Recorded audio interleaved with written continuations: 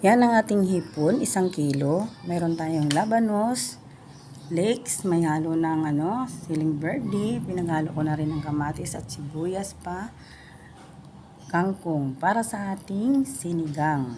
And hulog na natin ang ating mga sangkap. Ito pa ang ating siling verde, ang leeks. Gusto ko kasi pag may sabaw, marami ang sibuyas. Sunod naman natin ang labanos.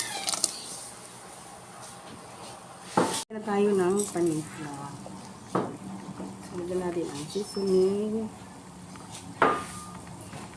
Ihulog na rin natin ang kangkong. Hindi natin ihulog ang hipon. Madali lang siya maluto.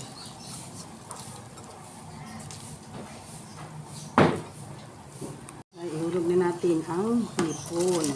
Yan.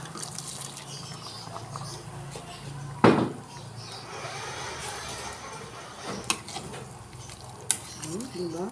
Pula agad siya. Ilagay natin ating sinigang mix.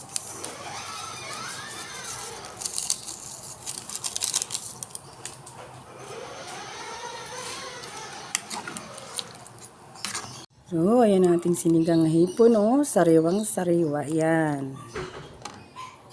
So, luto na ang ating sinigang na hipon. Tikiman tayo na.